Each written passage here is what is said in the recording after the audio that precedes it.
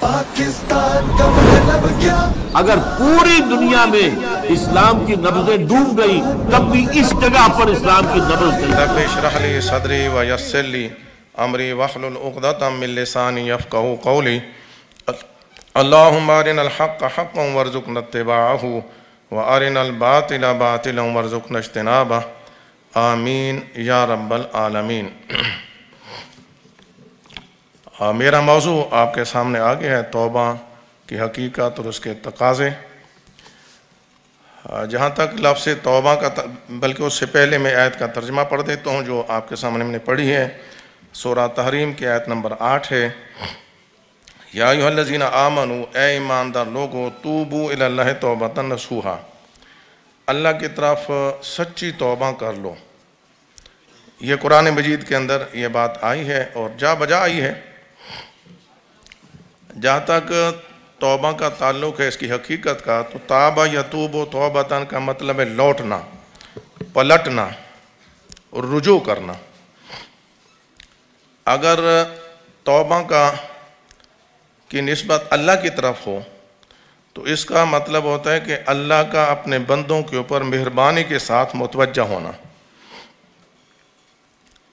جیسا کہ قرآن مجید کے اندر یہ بات آئی ہے، لَقَدْ تَابَ اللَّهُ عَلَى النَّبِيِّ وَالْمُهَاجِرِينَ وَالْأَنصَارِ۔ سورہ توبہ کی آیت ہے کہ تحقیق اللہ تعالیٰ متوجہ ہوا نبی محترم صلی اللہ علیہ وسلم پر، مہاجرین اور انصار پر، ان کی توبہ قبول کی، ان پر متوجہ ہوا، مہربانی کی۔ اور اگر توبہ کا یہ نسبت ہو بندے کی طرف تو اس کا مطلب ہوتا ہے کہ ندامت اور پشیمانی کے ساتھ اللہ کی طرف پلٹنا، لوٹنا، رجوع کرنا، جیسا کہ سورہ نور کے اندر یہ بات آئی ہے، وَتُوبُوا إِلَى اللَّهِ جَمِيعًا، اے لوگو سارے کے سارے اللہ کے جناب میں پلٹو، توبہ کرو، رجوع کرو۔ تو اصل میں توبہ تو رجوع کرنے کا نام ہے، پشیمانی کا نام ہے۔ کس پر؟ اگر ہمارے اندر کوئی واقعتاً غلطی ہے، خامی ہے، کوتاہی ہے تو اس کا شعور ہوگا تو پھر ہم اس سے پشیمانی ہوگی اور پلٹیں گے، توبہ کریں گے اللہ کے جناب میں۔ توبہ کی اہمیت آپ اس لحاظ سے ذرا جاننے کی کوشش کریں، دیکھیں توبہ کی اہمیت آپ اس لحاظ سے ذرا جاننے کی کوشش کریں کہ جہاں تک فزیکل لاز کا تعلق ہے، طبعی قوانین کا تعلق ہے، اس میں اگر کوئی انسان جذبات کے اندر آ کر غلطی سے بالفرض زہر کا پیالہ پی لیتا ہے اور بعد میں وہ اس کو پچھتاوا ہوتا ہے کہ میں نے یہ کیا کیا، لیکن زہر کا پیالہ پی لینے کے بعد 1000 دفعہ توبہ کر لے، ذہن بہرحال اپنا کام کرنا ہی کرنا ہے۔ لیکن اخلاقی معاملات کے اندر یہ بات نہیں ہے۔ اخلاقی معاملات ایسے ہیں کہ آپ کتنے مرضی گناہ گار ہوں، پوری زندگی شرک کرتے رہے ہوں، آج اگر توبہ کر لیں سچے دل سے تو پورے کے پورے گناہ پچھلے معاف ہو جاتے ہیں، ختم ہو جاتے ہیں۔ صرف ختم نہیں ہوتے بلکہ توبہ کی برکت سے برائیوں کی جگہ بھی اچھائیاں درج کر دی جاتی ہیں۔ تو اس لحاظ سے توبہ کو سمجھنا ضروری ہے۔ بسا اوقات ایسا ہوتا ہے کہ آدمی یہ سوچتا ہے کہ میں نے تو اتنے گناہ کیے ہیں، اتنے گناہ کیے ہیں، تو اب میں توبہ بھی کروں تو کس منہ سے کروں؟ تو آدمی کے اوپر مایوسی طاری ہو جاتی ہے، اور یہ مایوسی ایسی ہوتی ہے کہ پھر انسان بجائے اصلاح کے مزید گناہ ہی کرتا ہے۔ ایک حدیث کے اندر یہ بات آتی ہے، مسلم شریف کی حدیث ہے، میں نے ویسے متن تو لکھا ہوا ہے لیکن میں آپ کو اس کا ترجمہ اس سے بیان کر دیتا ہوں۔ حضرت ابن عباس رضی اللہ تعالیٰ سے مروی ہے، وہ کہتے ہیں کہ آپ نے ویسے یہ حدیث سن بھی رکھی ہے کہ پچھلی امتوں میں ایک آدمی تھا جس نے 99 قتل کیے تھے، لیکن اس کے اندر پھر احساس جاگا کہ مجھے توبہ کرنی چاہیے، اور وہ لوگوں سے پوچھنے لگا کہ مجھے کو بہت بڑے عالم کی طرف رہنمائی کر دو، میں اس کے پاس جانا چاہتا ہوں۔ تو لوگوں نے ایک راہب کی طرف رہنمائی کر دی۔ راہب کے پاس جا کے وہ کہتا ہے کہ میں نے 99 قتل کیے ہیں، میری کوئی توبہ کی ہے شکل، ہو سکتی ہے توبہ؟ اس کا نہیں، 99 قتل۔ اب اس کو جو غصہ آیا کہ جب میں نے میری توبہ ہے ہی نہیں تو پھر 99 کیا، میں نے 100 پورا کر دوں۔ تو حدیث میں آتا ہے کہ اس نے اس راہب کو بھی قتل کر دیا۔ لیکن اندر پھر ایک وہ بات تھی کہ جو کھٹکا تھا، اب اس نے پھر لوگوں سے پوچھا اور لوگوں نے کسی اور بڑے عالم کی طرف رہنمائی کر دی۔ وہاں جا کے کہتا ہے کہ دیکھو میں نے 100 قتل کیے ہیں، میری توبہ کی کوئی گنجائش ہے؟ اس نے کہا ہاں، کیوں نہیں، تیرے اور تیری توبہ کے درمیان کون حائل ہو سکتا ہے؟ لیکن اس نے ساتھ ہی وصیت کی کہ دیکھو تم اپنی اس بستی میں نہ رہو، اس لیے کہ یہاں کے رہنے والے لوگ برے ہیں، تیرے دوستانہ بھی انہی کے ساتھ ہے، تم توبہ پر قائم نہیں رہ سکو گے، لہذا تم فلاں فلاں بستی کی طرف چلے جاؤ، وہاں پر اللہ کے بندے رہتے ہیں، اللہ کی عبادت کرتے ہیں، آپ ادھر چلے جاؤ۔ وہ اس غرض سے وہاں سے ہجرت کرتا ہے، اور حدیث میں، مسلم شریف کی حدیث میں آتا ہے کہ جب تقریباً آدھا راستہ طے کرتا ہے تو اس کو موت آ جاتی ہے۔ جب موت آتی ہے تو رحمت کے فرشتے بھی آ جاتے ہیں اور عذاب کے فرشتے بھی آ جاتے ہیں، ان میں اختلاف ہو جاتا ہے۔ رحمت کے فرشتے کہتے ہیں کہ یہ توبہ کر کے نکلا تھا اور اس بستی کی طرف جا رہا تھا، لہذا اس کو ہم لے کے جائیں گے، اس کی روح کو، جان کو۔ اور عذاب والے فرشتے کہتے ہیں کہ اس نے تو ابھی کوئی نیکی کا عمل ہی نہیں کیا۔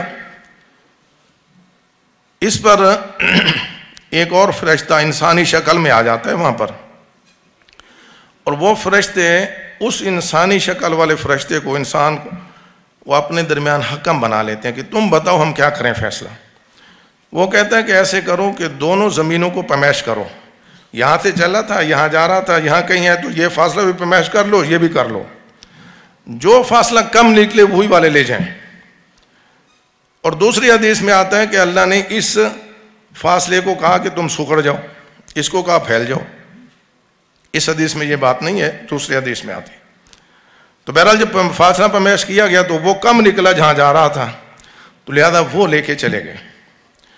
تو اس لحاظ سے ہمیں یہ غور کرنا ہے کہ اس میں کوئی شک نہیں کہ ہم نے بڑے گناہ کیے، بڑے پاپی ہیں، لیکن آج بھی ہم توبہ کر لیں تو اللہ تعالیٰ اتنا رحیم ہے کہ ہمارے گناہوں کی جگہ پر بھی نیکیاں درج کر دے گا، جیسا کہ قرآن مجید کے اندر یہ بات آئی ہے۔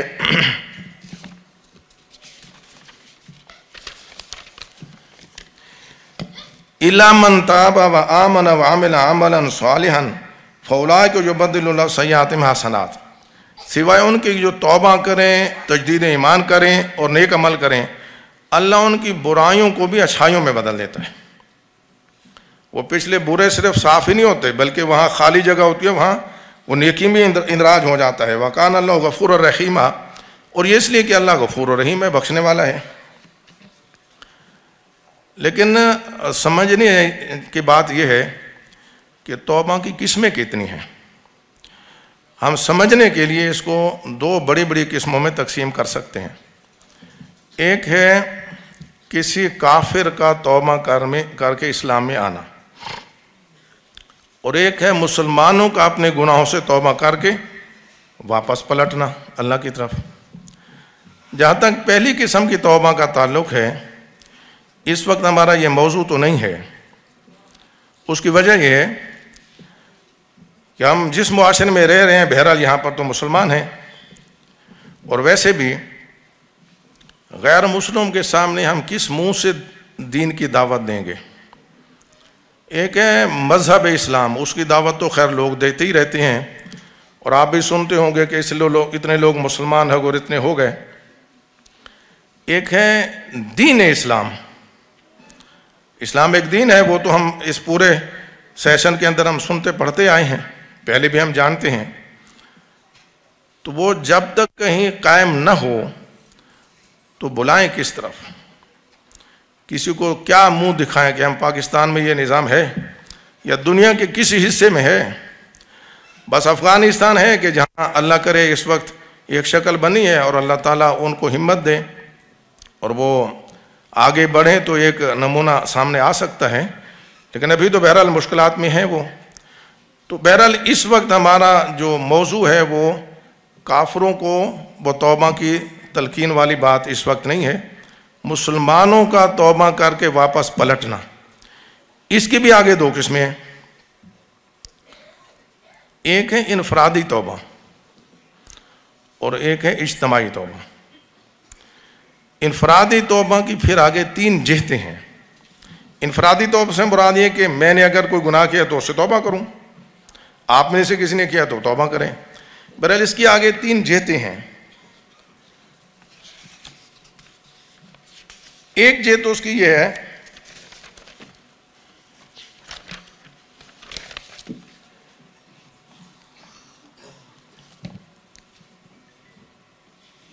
कि इंसान ने कोई पर्टिकुलर गुनाह किया है। मिसाल के तौर पर उसने झूठ बोला, बल्कि इससे पहले भी ये बात ज़हन में रख लें कि अल्लाह ताला ने कमाल मेहरबानी से गुनाहों की एक तकसीम कर दी है, और वो तकसीम है गुनाह कबीरा और गुनाह सगीरा की। जहाँ तक गुनाह कबीरा का ताल्लुक़ है उससे बचना हर हाल में ज़रूरी है, और जहाँ तक गुनाह सगीरा का ताल्लुक़ है उससे भी बचना चाहिए। लेकिन बहरहाल हर इंसान ख़ताकार है। बहरहाल बेहतर उसमें से वो हैं कि जो तौबा करते हैं तो वो छोटे छोटे गुनाह तो सरजद होते ही रहते हैं, लेकिन वो बग़ैर तौबा के भी माफ़ हो जाते हैं। वो हो जाते हैं अगर इंसान मजमूई तौर पर दीन पर चल रहा हो, कोशिश कर रहा हो, तो नेकियों के बदले में अल्लाह ताला वो छोटी छोटी सय्यात वो माफ़ करता रहता है। तो इसमें भी कुरान मजीद के अंदर 3 जगह पर यह बात आई है। मैं आपको 2 आयात बहरहाल सुनाना चाहूँगा।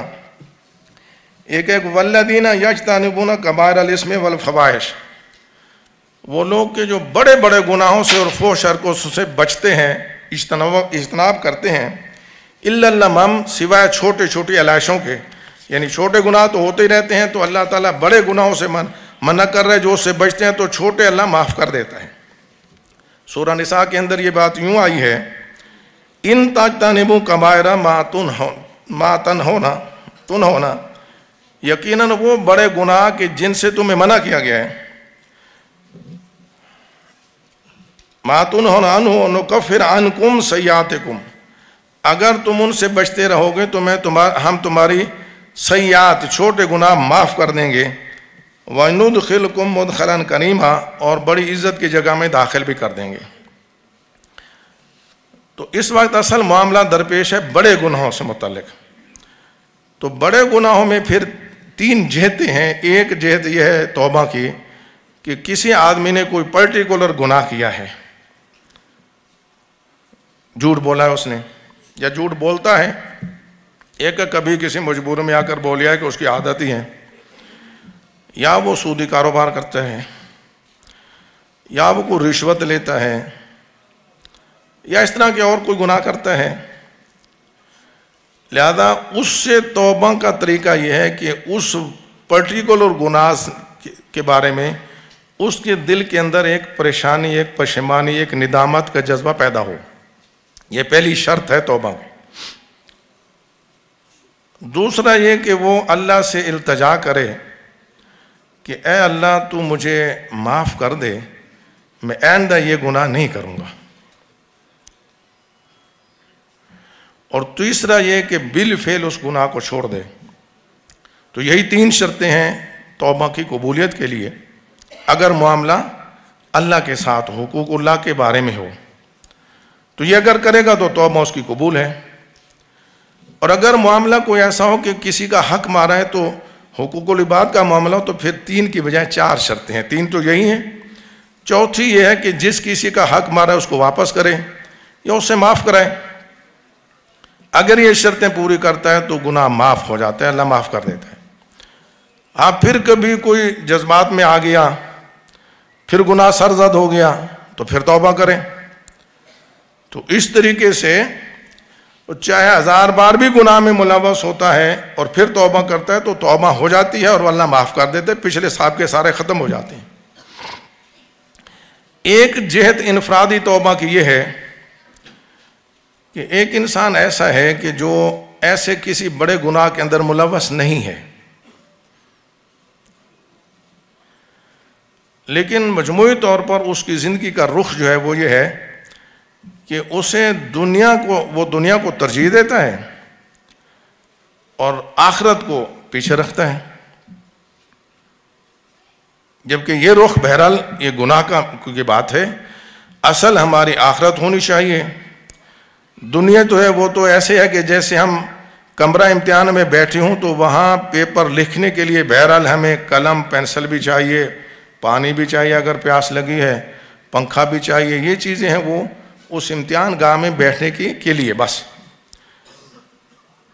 تو دنیا کی یہ اہمیت ہونی چاہیے، لیکن ایک آدمی ایسا ہے کہ جس کی زندگی میں دنیا کو ترجیح ہے اور آخرت کو ترجیح نہیں ہے، لیکن ایسے کسی بڑے گناہ کے اندر ملوث نہیں ہے، اس کی توبہ یہ ہے کہ وہ واقعتاً پشیمان ہو کہ آج تک مجموعی طور پر میں نے جو زندگی گزاری وہ میرا رخ غلط تھا، میری ترجیح جو ہے وہ آخرت ہونی چاہیے تھی، میری ترجیح جو ہے وہ دنیا رہی ہے، لہذا اس سے وہ انہی 3 شرائط کے ساتھ توبہ کر لے تو اللہ تعالیٰ اس کی توبہ قبول کر لے گا۔ اچھا، ایک جہت اس کی تیسری ہے انفرادی توبہ کی، اور وہ یہ ہے کہ اس نے نہ تو کوئی بڑا گناہ کیا ہے کوئی، اور نہ ہی اس نے دنیا کو ترجیح دی ہے، بلکہ اللہ کرتا ہے، اللہ کی طرف اس کا رجحان ہے، آخرت ہی کو ترجیح دیتا ہے۔ اب دیکھنا یہ ہے کہ ایسا شخص جس ماحول میں رہ رہا ہے وہاں پر نظام کون سا ہے، اسلامی نظام ہے، نظام عدل و قسط، یا غیر اسلامی نظام ہے۔ بالفرض ہم کہتے ہیں کہ ایسا شخص اس نظام میں رہ رہا ہے کہ جہاں اسلامی نظام ہے، اسلامی نظام قائم ہے، اور وہ شخص ہے جو رہ رہا ہے اور دنیا پر آخرت کو اس نے ترجیح بھی دی ہوئی ہے، تب بھی اس کے لیے ایک توبہ ہے۔ اسے تکبر سے بچنے کے لیے اور اللہ تعالیٰ کے سامنے عجز و انکساری کے اظہار کے لیے بار بار توبہ کرنی چاہیے، اور یہی وہ توبہ ہے اور استغفار ہے کہ جو محمد رسول اللہ صلی اللہ علیہ وسلم معصوم من الخطا ہونے کے باوجود کثرت سے کیا کرتے تھے۔ ہم سب کو معلوم ہے، احادیث کے اندر اس کا تذکرہ موجود ہے۔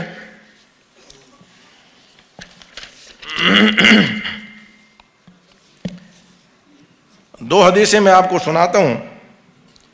ان ابو ہریرہ رضی اللہ تعالیٰ عنہ قال، حضرت ابو ہریرہ رضی اللہ تعالیٰ عنہ سے مروی ہے، انہوں نے فرمایا سمعت رسول اللہ صلی اللہ علیہ وسلم یقول، کہ میں نے خود اللہ کے رسول صلی اللہ علیہ وسلم سے یہ فرماتے وہ سنا، واللہ انی لا استغفر اللہ، اللہ کی قسم کہ میں خود اللہ کے سے بخشش کی دعا کرتا ہوں، واتوب الیہ فی الیوم اکثر من 70 مرہ، اور اس کی طرف میں رجوع کرتا ہوں، توبہ کرتا رہتا ہوں دن کے اندر 70 سے بھی زیادہ دفعہ۔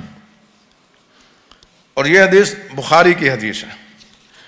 ایک اور حدیث ہے وہ مسلم میں ہے، اللہ کے رسول نے فرمایا یا ایھا الناس، اے لوگو، اے انسانو، توبوا الی اللہ واستغفروہ، کہ اللہ کی جناب میں توبہ کرو اور اس سے بخشش مانگو، فإنی اتوب فی الیوم 100 مرہ، اور دیکھو میں خود اللہ کی جناب میں توبہ کرتا ہوں دن میں 100 مرتبہ۔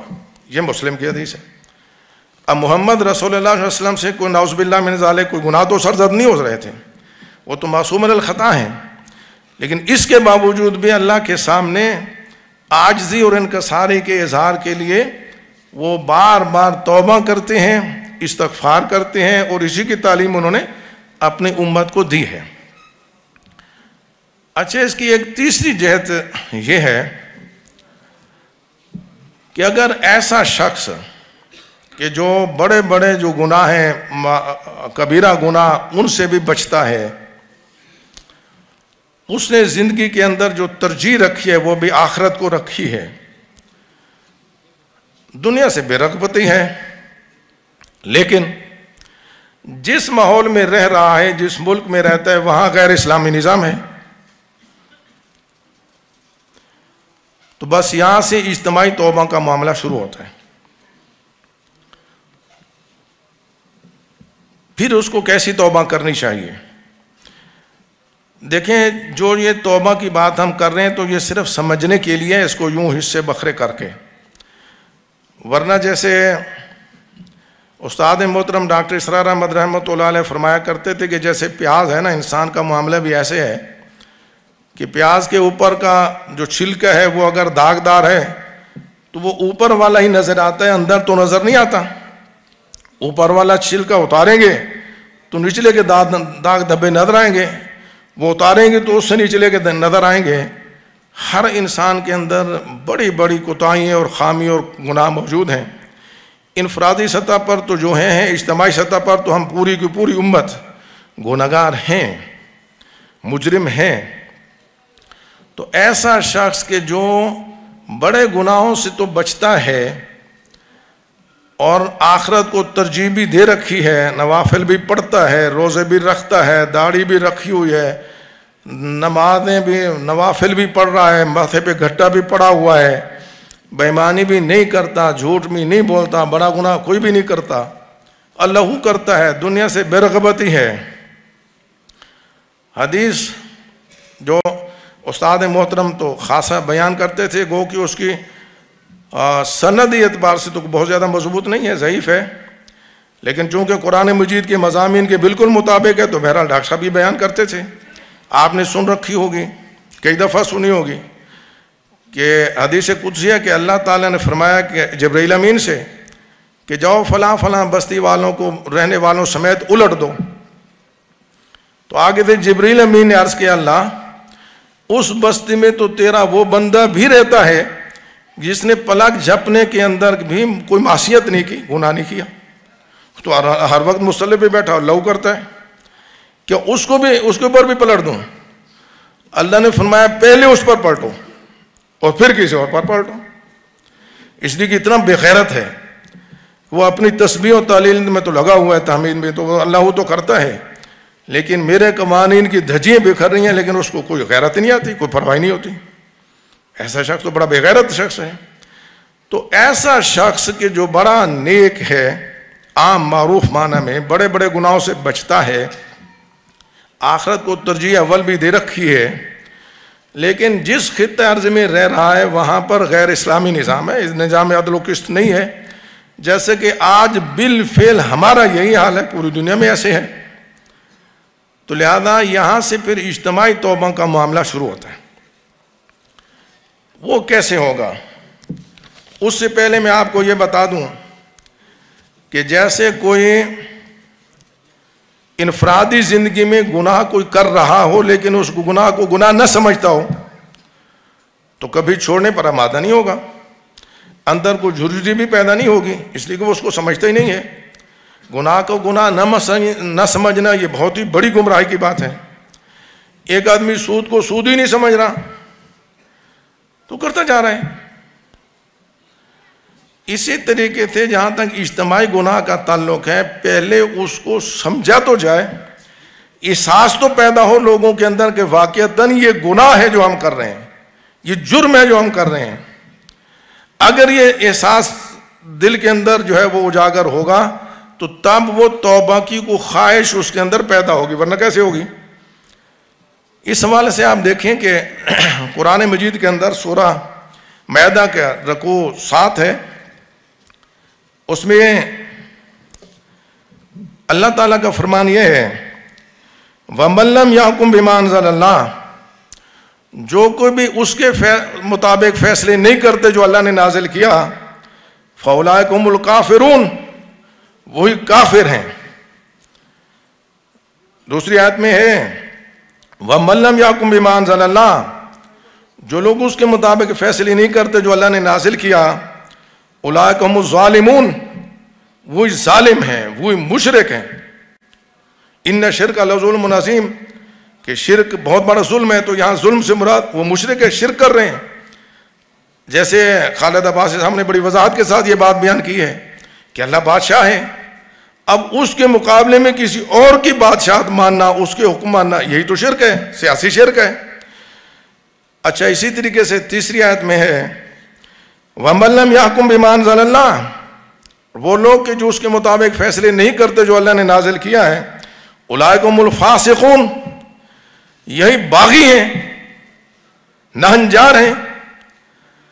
تو اب اگر ہم اس کو یوں سمجھیں تو جیسے اس کنونشن کے اندر تو یہ بات بار بار آ رہی ہے، اجتماعی ساری باتیں ہو رہی ہیں، تو ملت یا امت افراد سے ہی تو بنتی ہے نا. تو ہم اس ملت سے الگ تو نہیں ہے کہ میں کونے میں بیٹھا، وہ اگر میں وہ بڑا مباحث بنا ہوا ہوں تو کون سی توحید ہے وہ. یہ بھی آپ کے علم میں ہے کہ تاریخ انسانی میں اللہ تعالیٰ نے جو رسول بھیجے ہیں تو ذاتی طور پر شرک پر اللہ تعالیٰ نے قوموں کو عذاب نہیں دیا. آخرت میں عذاب ہوگا وہ الگ بات ہے. یہاں جو قومیں تباہ ہوئی ہیں وہ سیاسی شرک پر ہوئی ہیں. اس لیے کہ سیاسی شرک جو ہے یہ ایسا جبر ہے کہ ایسے ماحول کے اندر کوئی آدمی توحید کامل پر آ ہی نہیں سکتا، کہ آرانامی چاہے تو نہیں آ سکتا. اور آج کل تو آپ کو معلوم ہے کہ اجتماعیت اتنی مضبوط ہے کہ انفرادیت جو ہے وہ بالکل سکڑ کے رہ گئی ہے. تو ایک آدمی اجتماعیت کو بدلے بغیر وہ معاہد کیسے ہو سکتا ہے؟ ہو ہی نہیں سکتا، ممکن نہیں ہے. اچھا، ایک طرف تو یہ بہرحال کھول کے بیان کرنے کی ضرورت ہے کہ اگر نظام عدل و قسط وہ جو اللہ نے دیا اگر وہ غالب نہیں ہے تو ہم سب شرک کر رہے ہیں، اس کے اندر ملوث ہیں، اور شرک بڑے گناہوں میں سے بھی سب سے بڑا گناہ ہے. اب اس سے توبہ کرنی پڑے گی.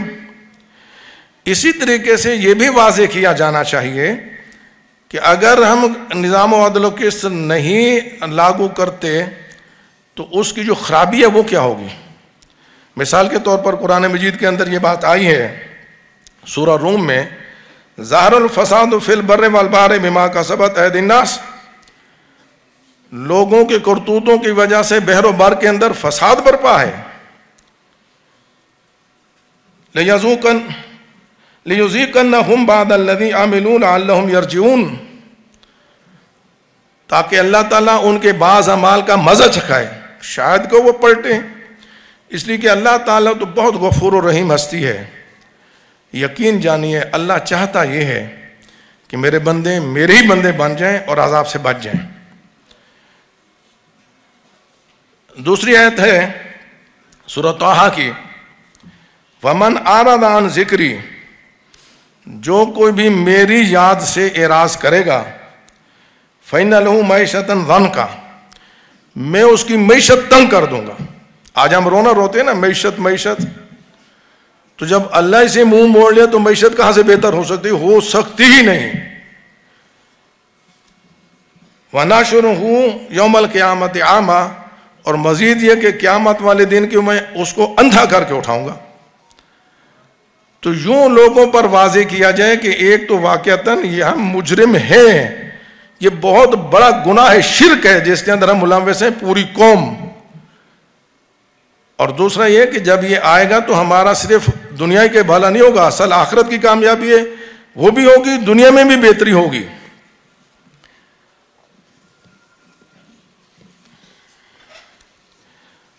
قرآن مجید میں یہ بات آتی ہے، وَلَوْ أَنَّهُمْ أَقَامُوا التَّوْرَاةَ وَالْإِنْجِيلَ، اگر یہ لوگ تورات اور انجیل کو قائم کرتے، اس کے نظام کو لاگو کرتے، وَمَا أُنزِلَ إِلَيْهِم مِّن رَّبِّهِمْ، اور جو کچھ اس کے رب نے ان کی طرف نازل کیا اس کو لاگو کرتے، لَأَكَلُوا مِن فَوْقِهِمْ، تو اپنے اوپر سے بھی کھاتے، آسمان بھی اپنی رحمتیں کی بارش کرتا، وَمِن تَحْتِ أَرْجُلِهِمْ، اور پاؤں کو نیچے سے بھی کھاتے، زمین بھی اپنے خزانے اگل دیتی. ایسے ہی سورہ نور کے اندر یہ بات آئی ہے، وعد اللہ الذین آمنوا منکم، اے مسلمانوں، یہ مسلمانوں سے بات ہو رہی ہے، مدنی سورت ہے. اے مسلمانوں، تم میں سے وہ کہ جو واقعتاً ایمان والے ہوں اور نیک عمل کریں. اب یہاں پر نیک عمل سے مراد وہ صرف انفرادی عمل نہیں ہے، وہ قوم پوری ہے، وہ تو اجتماعی طور پر وہ پورا کو پورا وہ نقشہ ہو. آمنوا منکم وعملوا الصالحات لیستخلفنہم فی الارض، تو ہم ان کو زمین کے اندر خلافت عطا کر دیں گے، اختیار ان کو دے دیں گے. کما استخلف الذین من قبلہم، بالکل ایسے جیسے ان سے پہلوں کو خلافت دی تھی. صحابہ کے لیے سلیمان علیہ السلام، داؤد علیہ السلام، ہمارے لیے خود صحابہ کی مثال موجود ہے کہ اللہ تعالیٰ نے ان کو خلافت دی. وَلِيُمَكِّنَنَّ لَهُمْ دِينَهُمُ الَّذِي ارْتَضَىٰ لَهُمْ، اور جس دین کو اللہ نے پسند کیا اس کو تمکن، ٹھہراؤ عطا کر دے گا اللہ، وہ جم کے لاگو ہو جائے گا. وَلَيُبَدِّلَنَّهُم مِّن بَعْدِ خَوْفِهِمْ أَمْنًا، اور جب دین غالب ہو جائے گا تو خوف کی جگہ امن ہم لے آئیں گے، امن، خوف کو امن سے بدل دیں گے. یعبدوننی، تب یہ لوگ میری بندگی کریں گے، لا یشرکون بی شیئا، اس شان کے ساتھ کہ مجھ سے شرک نہیں کر رہے ہوں گے. اگر وہ دین عدل و قسط نہیں ہے تو پھر تو شرک ہو رہا ہے.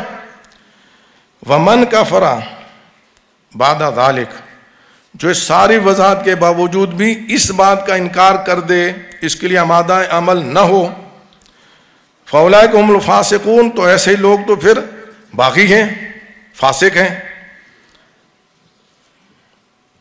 یہ بھی واضح ہونا چاہیے لوگوں کے سامنے، جیسے کہ بار بار یہ بات تو آ ہی رہی ہے، اللہ کی رضا کا یہی وہ راستہ ہے جو تمام رسولوں کو اللہ نے دیا تھا. سورہ حدید کی آیت نمبر 25 میں یہ بات آئی ہے، لَقَدْ أَرْسَلْنَا رُسُلَنَا بِالْبَيِّنَاتِ، تحقیق ہم نے اپنے رسولوں کو بھیجا معجزات یا واضح نشانیوں کے ساتھ. وَأَنزَلْنَا مَعَهُمُ الْكِتَابَ وَالْمِيزَانَ، اور ان کے ساتھ ہم نے کتاب بھی اتاری اور میزان بھی اتاری. کیوں اتاری میزان؟ لِيَقُومَ النَّاسُ بِالْقِسْطِ، تاکہ لوگ عدل و انصاف پر قائم ہو جائیں، اور اگر نہ ہوں تو پھر کیا کیا جائے؟ فرمایا وَأَنزَلْنَا الْحَدِيدَ فِيهِ بَأْسٌ شَدِيدٌ، ہم نے لوہا بھی اتارا ہے جس کے اندر جنگ کی بڑی صلاحیت ہے. وَمَنَافِعُ لِلنَّاسِ، اور لوگوں کے لیے اور بھی فائدے ہیں اس میں. کیوں اتارا؟ جنگ کی صلاحیت کیوں رکھی؟ وَلِيَعْلَمَ اللَّهُ مَن يَنصُرُهُ وَرُسُلُهُ بِالْغَيْبِ، اللہ دیکھنا چاہتا ہے کہ کون ہے کہ جو غیب میں رہتے ہوئے بن دیکھے اللہ اور اس کے رسولوں کی مدد کرتا ہے. اور یہ نہ سمجھو کہ اللہ مدد اس لیے چاہ رہا ہے کہ اللہ خود کچھ کمزور ہے، نعوذ باللہ من ذالک، ایسا نہیں ہے، یہ تو تمہاری آزمائش مقصود ہے. اس لیے آگے فرمایا ان اللہ قوی عزیز، بے شک اللہ تعالیٰ بہت طاقت والا ہے، زبردست ہے، عزیز ہے.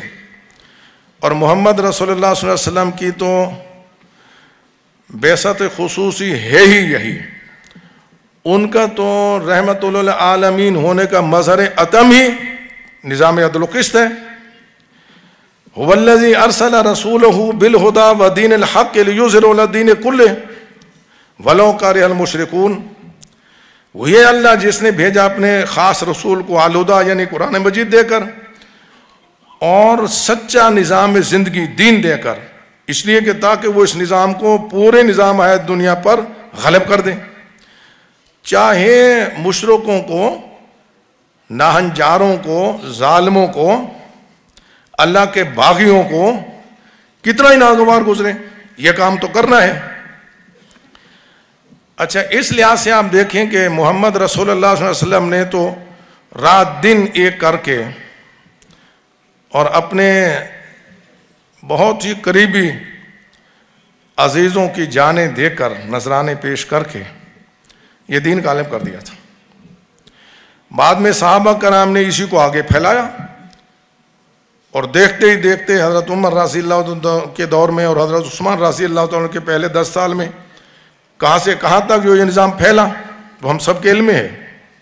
لیکن بعد میں خلافت راشدہ کے بعد جو آہستہ آہستہ ملوکیت آئی اور بالفعل پھر وہ جیسی تیسی خلافت دی وہ بھی ختم ہو گئی. اس وقت سے لے کر آج تک پوری امت گناہ گار ہے، اس لیے کہ ہم پوری امت میں کہیں بھی ایسا نہیں ہوا کہ پھر دنیا میں دوبارہ نظام خلافت قائم ہوا ہو، خلافت علی منہاج النبوہ کا دور آیا ہو۔ بادشاہ تو رہی ہے، اس کو چاہے وہ خلافت کہتے رہیں وہ الگ بات ہے۔ لہذا ایک تو طرف تو یہ ہے کہ پوری امت گناہ گار ہے، لیکن اس وقت ہم بات کر رہے ہیں مسلمانان پاکستان، بالخصوص یہ خطہ جس کے اندر ہم اس وقت بیٹھے ہیں، ہم دوہرے مجرم ہیں۔ اس لیے کہ ہم نے جب یہ پاکستان لیا تو بڑی دعائیں کر کے اور بڑی قربانیاں دے کر لیا گیا ہے۔ کئی عزتیں لوٹی ہیں، کئی لوگ شہید ہوئے ہیں، بے گھر ہوئے ہیں، لوگوں نے ہجرت کی ہے، ہندوستان سے یہاں آئے ہیں، لیکن نعرہ کیا تھا پاکستان کا مطلب کیا؟ لا الہ الا اللہ۔ مسلم ہے کہ تو مسلم لیگ میں آ۔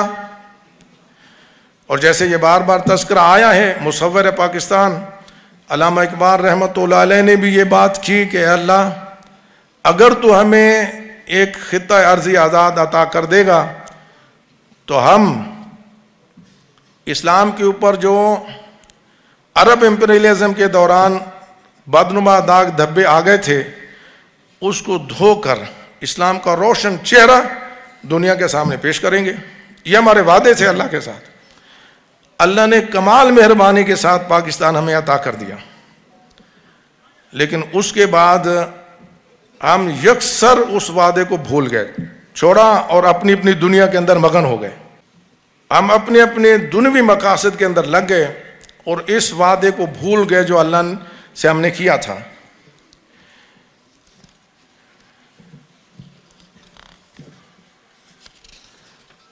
اس کی سزا جو ہمیں ملی ہے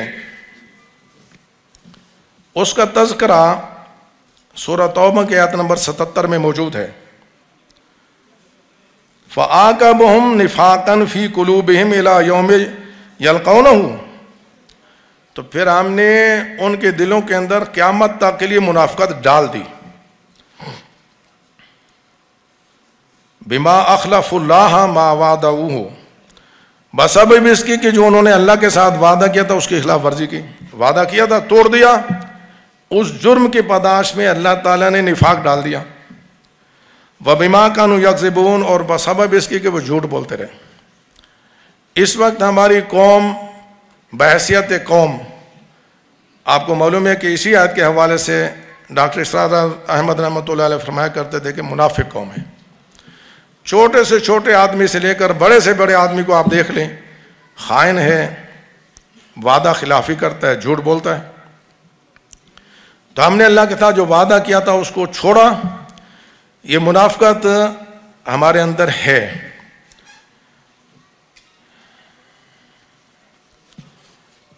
کچھ لوگوں کا یہ خیال ہے، میں نے یہ باتیں سنی، آپ نے بھی سنی ہوگی، کہ پاکستان اس لیے مارد وجود میں نہیں آیا کہ یہ ختم ہو جائے گا، یہ اللہ کی عطا ہے، اللہ کی دین ہے، ہمیشہ رہنے کے لیے آیا ہے۔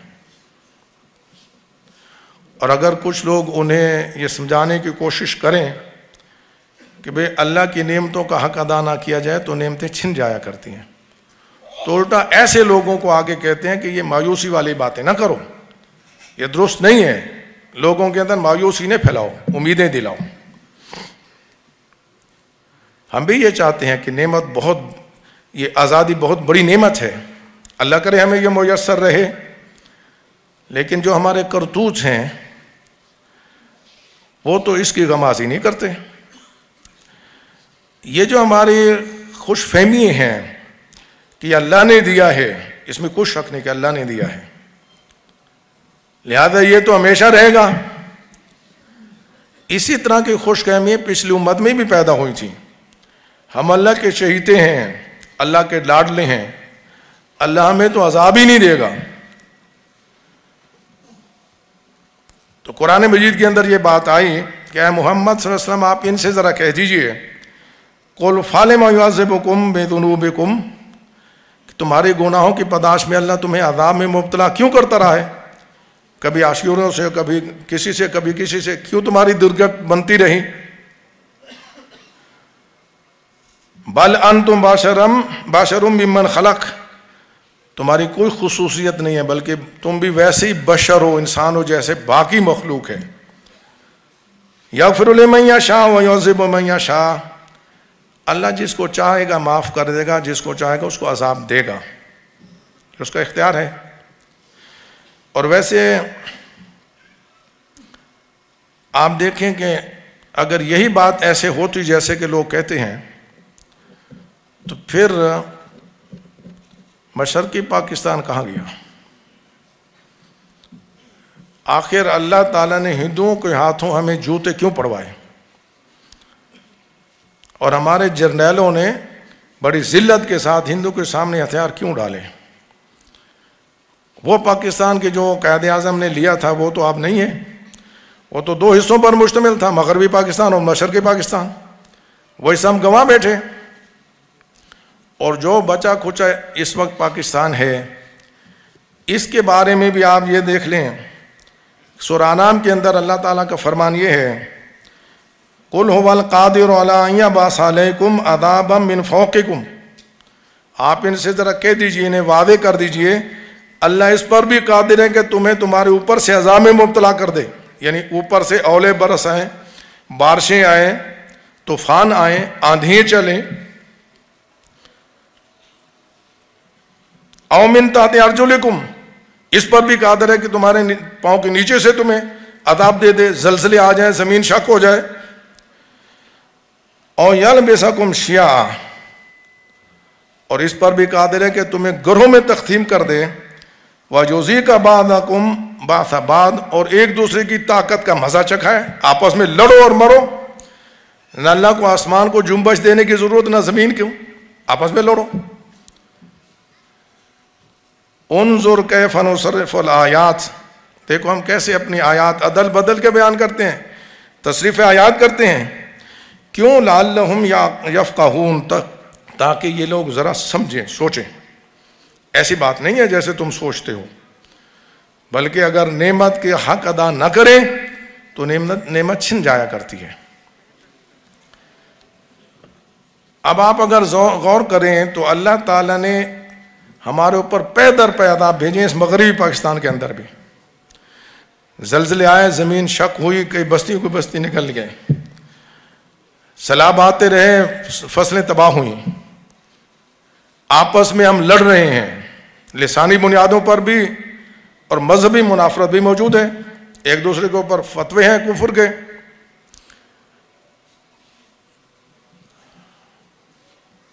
اور اب جو حالیہ معاملہ ہوا ہے، آپ کو معلوم ہے کہ اس دفعہ کی بارشیں اور سیلاب نے تقریباً 60-70% پاکستان کو متاثر کیا ہے، بے شمار لوگ بے گھر ہوئے ہیں، بہت سارے لوگوں نے جانیں دے دی، بہہ گئے، فصلیں ختم ہو گئیں، معیشت کا بیڑا غرق ہوا، اور ہم پھر بھی نہیں جاگتے۔ ہم کہتے ہیں یہ تو بس موسمی تغیر و تبدل ہے، حالانکہ ہمارے ہی پڑوس میں ہندوستان ہے، ایران ہے، افغانستان ہے، وہاں یہ تباہی نہیں ہوئی، آخر یہاں اتنی تباہی کیوں ہوئی ہے؟ اپنوں کا پھول بھی پتھر سے زیادہ لگتا ہے۔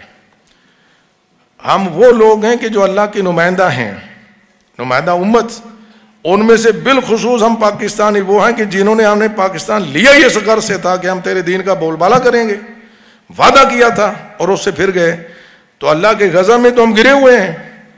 لیکن آج بھی اگر ہم اجتماعی توبہ کر لیں تو یہ جو عذاب ہیں اللہ کی رحمت بن سکتے ہیں۔ اللہ تعالیٰ بڑا مہربان ہے، ایسے چھوٹے چھوٹے عذاب دے کے جگانا چاہتا ہے کہ قوم جاگ جائے۔ جیسا کہ آپ کو معلوم ہے قرآن مجید کے اندر یہ بات یوں آئی ہے، وَلَنُذِيقَنَّهُم مِّنَ الْعَذَابِ الْأَدْنَىٰ دُونَ الْعَذَابِ الْأَكْبَرِ، ہم انہیں بڑے عذاب سے پہلے چھوٹے چھوٹے عذابوں کا مزہ چکھائیں گے، لَعَلَّهُمْ يَرْجِعُونَ، شاید کہ یہ لوٹیں پلٹیں۔ یقین جانیے کہ چھوٹا عذاب تھا یہ، بڑا عذاب بالکل سر پہ آیا ہوا ہے، جس کا بارہا خالد محمود عباسی صاحب تذکرہ کر چکے ہیں۔ یہ جو عالمی طاقتیں ہیں، ڈیپ سٹیٹ جو ہے، اور یہ شیطانی کرندے جو ہیں، ان کا منصوبہ تو یہ ہے کہ پاکستان کے ٹکڑے کیے جائیں اور کشمیر ایک آزاد مملکت ہو، اور یہاں پر بیٹھ کے وہ باقی اپنے جو بھی کنٹرول کرنا چاہتے ہیں لوگوں کو، ان کو کنٹرول کر سکیں۔ ان کے یہ منصوبے ہیں اور ویسا کریں گے۔ اگر ہم ہوش کے ناخن نہیں لیں گے، اگر ہم اب بھی توبہ نہیں کریں گے تو پھر کب کریں گے؟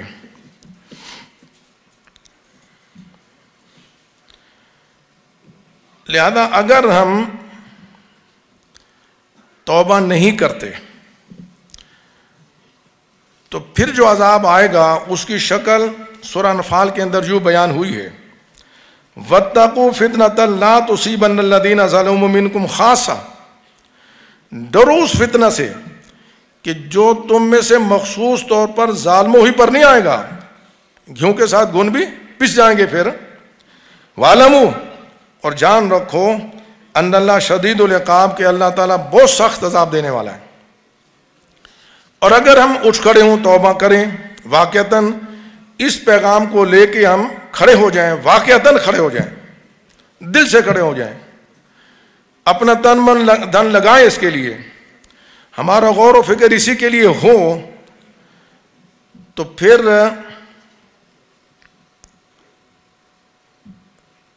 یہ شکل بھی ہو سکتی ہے کہ قوم یونس والا معاملہ ہو جائے۔ آخر قرآن مجید کے اندر یہ مثال کیوں بیان ہوئی ہے؟ ایسے ہوتا رہا ہے کہ جب بھی رسول جو ہے وہ حجت تمام کر دیتے تھے اور امتیں ان کے خلاف کھڑی ہو جاتی تھیں، تو اللہ اپنے رسول اور ایمان والوں کو بچاتا تھا، امتیں ختم کر دیتا تھا، سوائے قوم یونس کے۔ تو یہ مثال آخر قرآن میں ہے تو اس کا کوئی وجہ تو ہے نا۔ آج اگر ہم کھڑے ہو جائیں اور پاکستان کے اندر اور اپنے اس علاقے کے اندر واقعتاً اس دعوت کو زوردار انداز میں پھیلائیں، ممکن ہے قوم جاگ جائے۔ لیکن اگر بالفرض قوم نہیں جاگتی، تب بھی پھر یہ بات ہمارے لیے اس طور سے بھی آ سکتی ہے، جیسے سورہ اعراف کے اندر اصحاب سبت والوں کو جو معاملہ بیان ہوا ہے، وہاں پر یہ بات آئی ہے، وَإِذْ قَالَتْ أُمَّةٌ مِّنْهُمْ لِمَ تَعِظُونَ قَوْمًا اللَّهُ مُهْلِكُهُمْ أَوْ مُعَذِّبُهُمْ عَذَابًا شَدِيدًا، یعنی وہ جو تین گروہ پیدا ہو گئے تھے، آپ کے علم ہے وہ سارا واقعہ۔ تو ایک گروہ وہ تھا کہ جو نہ تو اس گناہ کے اندر ملوث تھا، اور جو ملوث تھے ان کو روکتا بھی تھا، اور دوسرا ایک گروہ تھا کہ جو ملوث نہیں تھا، روکتا بھی نہیں تھا۔ الٹا اس گروہ نے ان روکنے والوں سے کہا کہ تم ایسے لوگوں کو کیوں واعظ نصیحت کر رہے ہو کہ جن کو تو اللہ نے عذاب دینا ہے، ہلاک کرنا ہی ہے، خامخواہ ان کے پیچھے کیوں پڑے ہوئے ہو؟ تو انہوں نے کیا جواب دیا؟ قالوا معذرۃ الی ربکم، ہم تمہارے رب کے سامنے معذرت کے طور پر یہ پیش کریں گے کہ اللہ ہم اپنے تائیں پوری کوشش کرتے رہے تھے، پوری کوشش کرتے رہے تھے۔ پھر ساتھ انہوں نے یہ بھی کہا وَلَعَلَّهُمْ يَتَّقُونَ، اور یہ بھی ہو سکتا ہے کہ یہ جاگی جائیں، بچ جائیں، توبہ کر لیں۔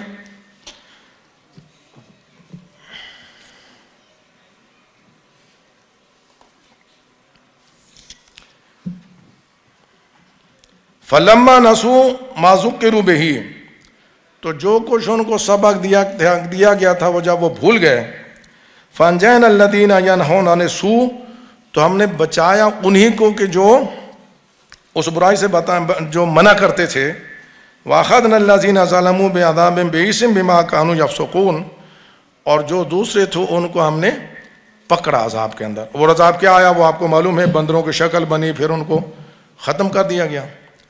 تو اگر واقعتاً ہم شبان المسلمین والے ہی واقعی توبہ کریں، اجتماعی توبہ ہم تو کریں، اسی کی جو ہے وہ دعوت تو دیں قوم کو، واضح تو کریں، امید رکھنی چاہیے کہ اللہ ان کو ہدایت دے دے گا۔ باصورت دیگر اگر جو عذاب آنے والا ہے تب بھی ہماری کوئی شکل ایسی ہو سکتی ہے کہ اللہ ہمیں ان سے بچا لے، اور یہ عیاں ہے ویسے، جیسے یہ یہاں پر آپ کو معلوم بھی ہوتا رہا ہے کہ ایک ان کا منصوبہ ہے تو ایک اللہ کا بھی تو منصوبہ ہے.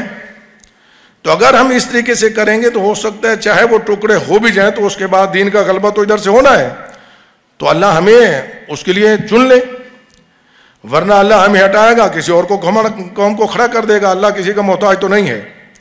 ہماری ضرورت یہ ہے کہ ہم واقعتاً اس اپنے جرم کو سمجھیں، اس پر تہ دل سے توبہ کریں، ڈھیلے میلے نہیں، پوری جان فشانے کے ساتھ ہم اس کام کے لیے لگ جائیں، تو پھر اس کا امکان موجود ہے کہ قوم بھی جاگ جائے. ورنہ ہمیں اللہ بہرحال بچا لے گا تو بعد میں یہاں پر اسلام کے لیے ہم کام آ سکیں گے. اقول قولی ھذا واستغفر اللہ لی ولکم ولسائر المسلمین والمسلمات.